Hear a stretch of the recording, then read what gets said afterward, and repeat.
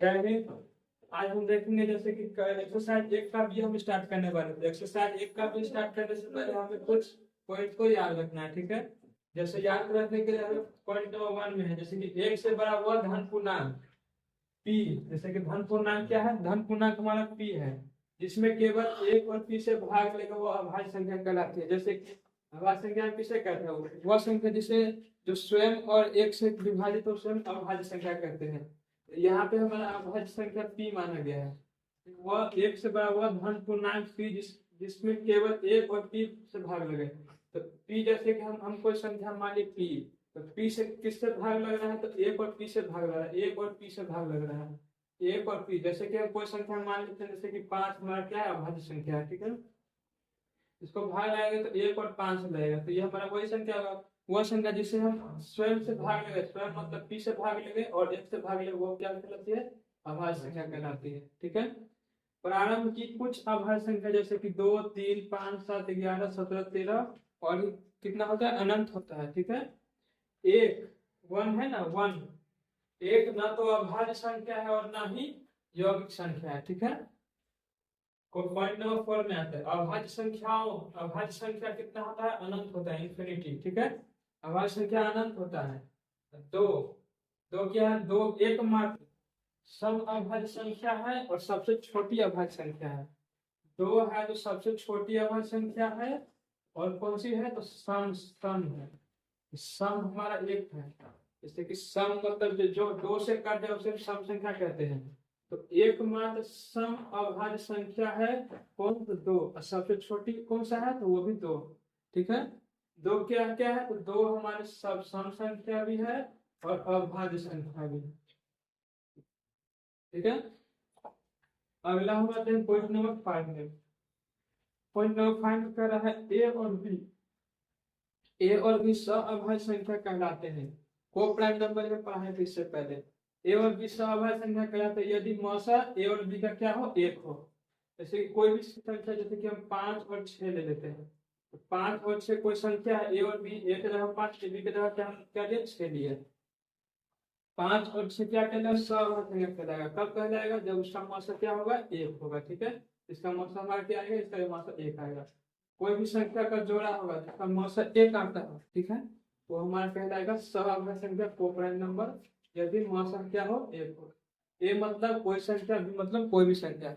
ए और बी कोई संख्या है जिसका मौसा 1 आ रहा है, जिसका मौसा 1 आ रहा है, तो वो अभाज्य संख्या कहलाएगा। जोड़ा में होगा हमेशा। सिर्फ में धन पूर्णांक जो अभाज्य नहीं है यौगिक संख्या कहलाते हैं, ठीक है। जो अभाज्य संख्या नहीं है वो यौगिक संख्या कहलाते हैं। जैसे कि 2 नहीं है, 3, 4 है, 5 नहीं है, 6 है, 7 नहीं है, 8 है, 9 है, 10 है। ये सब संख्या यौगिक संख्या कहलाते हैं, ठीक है। क्या हमें धन पूर्णांक जो अभाज्य नहीं है यौगिक संख्या कहती है, हमारा क्या? यौगिक संख्या, ठीक है। उसके बाद हम आते हैं पॉइंट नंबर 7, संख्याओं के सर्वनिष्ठ अभाज्य गुणनखंडों के सबसे छोटे घातों का गुणनफल मौसा। सबसे छोटा घातों का गुणनफल क्या होगा? मौसा कहलाएगा। और उनकी सभी अभाज्य गुणनखंडों में से प्रत्येक के सबसे बड़े घात का गुणनफल क्या कहलाएगा? लसा कहलाएगा, ठीक है। अभाज्य गुणनखंड से हम लसा और मौसा को भी ज्ञात करते हैं। उसको याद करने के लिए हमें पॉइंट नंबर 7 याद रखना है। क्या याद रखना है? जब हम अगर हम मौसा निकालने जा रहे हैं तो क्या करेंगे? तो छोटे घातों का गुणनफल क्या हो? मौसा हो, और उनके सभी अभाज्य गुणनखंडों में से प्रत्येक के सबसे बड़े घात का गुणनफल क्या होता है? लसा होता है। मौसक के लिए हम क्या करेंगे? सबसे छोटे घात का यूज करेंगे, और लसक के लिए क्या करेंगे? सबसे बड़े घात का यूज करेंगे, ठीक है। आगे क्वेश्चन में समझ आ जाएगा।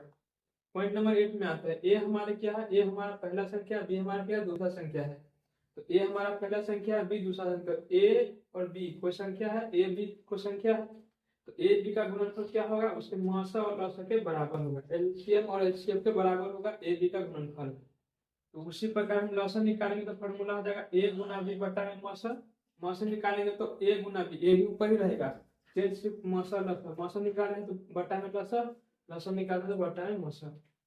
पॉइंट नंबर 9 में √2 का वैल्यू हमको याद रखना 1.414, √3 का वैल्यू 1.732, पाई का वैल्यू हमारा होता है 3.141, इसका एक और वैल्यू होता है 22/7, 22/7।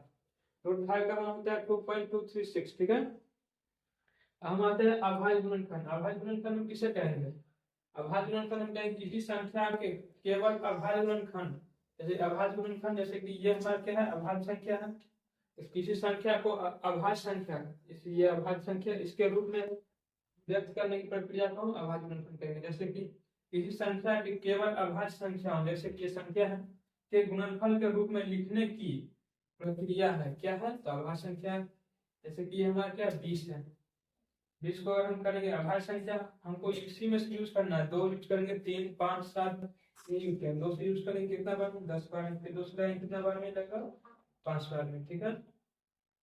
इसका हमारा अभाज्य गुणनखंड आ गया 2 गुना 2 गुना 5।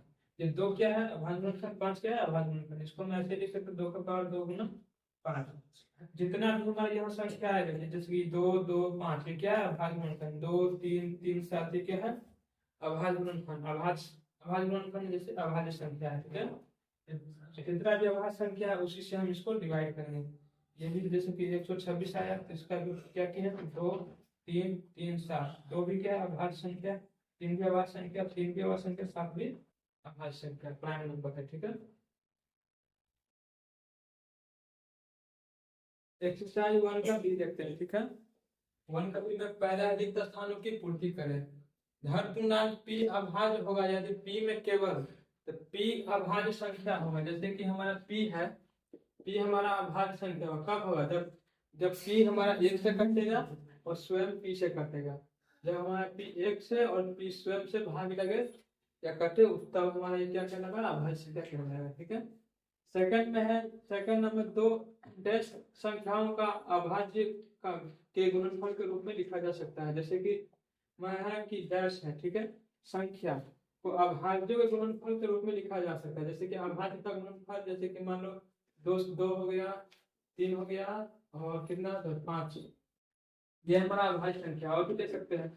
इसका अगर हम कोई भी किसी संख्या से भी गुना कर दें, 2 से करें, 3 से करें, 4 से करें, तो हमें कौन सी संख्या प्राप्त होगी, हमें हमेशा यौगिक संख्या प्राप्त होगी। कौन सी संख्या, यौगिक संख्या। जैसे कि अगर हम इसको 2 से गुना करते हैं, 2 गुना 4 आ जाएगा। इसको अगर हम 3 से करते हैं, 9 आ जाएगा। इसको हम 3 से करते हैं तो 5 या 15। एक को नहीं देना, एक को छोड़कर, ठीक है। अभाज्य संख्या को अगर हम किसी भी संख्या से गुना करते हैं तो हमारा कौन सा संख्या मिलता है, यौगिक संख्या। तो उसी का उल्टा, यौगिक संख्या को यहाँ पे हम लिख देंगे कौन सी संख्या, यौगिक संख्या। यौगिक संख्या को अभाज्यों के गुणनफल के रूप में लिखा जा सकता है, ठीक है। वही हमने बताया, जैसे कि यह अभाज्य संख्या से गुना करेंगे तो यौगिक संख्या मिल गया। तो यौगिक संख्या को अभाज्य गुणनखंड, अभाज्यों के गुणनफल के रूप में लिखा जा सकता है। 2 पूर्णांक, क्वेश्चन नंबर 3, 2 पूर्णांक a और b अभाज्य है यदि मौसा अभाज्य संख्या, प्राइम नंबर का मौसा कितना होता है, हमेशा 1 होता है, ठीक है। मौसा 48 और 30, 48 और 30 का मौसा 30, 48 का मौसा 48 और 30 के बराबर होगा, ठीक है। यहाँ से उल्टा करें, दोनों का मौसा ही पूछा है, तो 30 48 का मौसा 48, 30 का मौसा 30 48 के मौसा के बराबर होगा, ठीक है।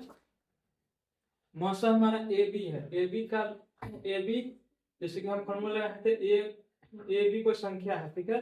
तो इसका अगर हमें एलसीएम, जैसे कि वहाँ पे मौसा दिया है, एलसीएम अगर हमें पता है और उसका गुना करके हमारे एलसीएम दिया है, तो वो संख्या किसके बराबर होता है, तो संख्या ए गुना बी के बराबर होता है। ये हमारा फॉर्मूला होता है, संख्या ए और बी के बराबर होता है, तो ए और बी के बराबर होता है, ठीक है। क्वेश्चन नंबर 2 में निम्न गुणनखंडन में ज्ञात संख्याओं को लिखे, ठीक है। अज्ञात संख्याओं को लिखना है। अज्ञात संख्या ए बी सी, ठीक है, अज्ञात संख्या को लिखना है। फिर हमसे पूछा क्या सबसे ऊपर की संख्या अन्य संख्या को बिना ज्ञात किए हुए मालूम की जा सकती है। तो अगर हमें सबसे ऊपर की संख्या क्या है, तो ए है, ठीक है। सबसे ऊपर की संख्या हमारा ए है, तो क्या हम ए को सी बी नहीं निकालेंगे तो हम क्या ए को डायरेक्ट निकाल सकते हैं।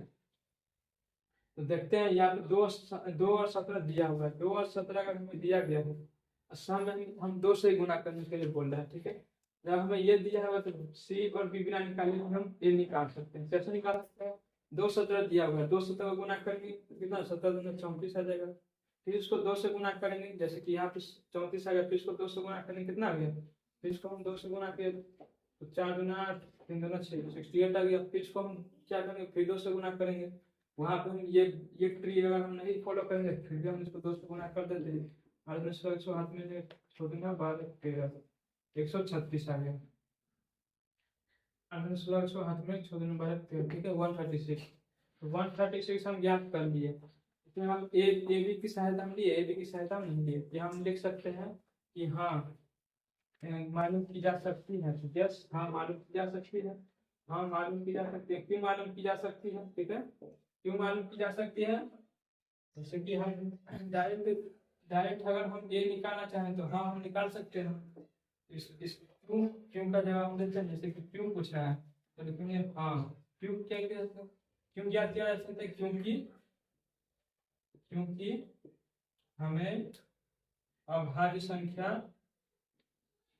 क्योंकि हमें अभाज्य संख्या ज्ञात है, जो क्या है, जो कि 2,7 17 2 और 17 है, 2 और 17 है।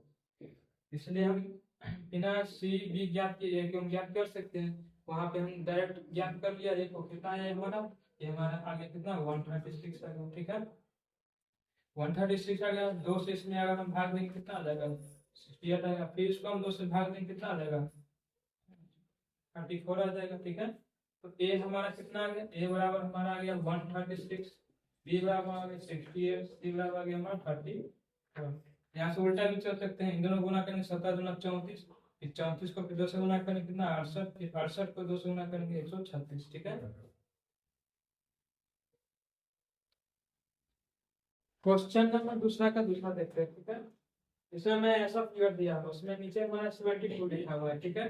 तो 72 लिखा हुआ है, इसको मल्टीप्लाई करके यहाँ पे 72 डाला शायद अगर ये जैसे कि ये पहला लाइन ये हमारा ये एक लाइन इसको मान लेते हैं, दूसरा लाइन हमारा ये आ गया, तीसरा लाइन ये आ गया, ठीक है। इसमें हमें हमें बांधकर दिया हुआ है 72, इसमें हमें 72 लाना है, इसमें 72 लाना है।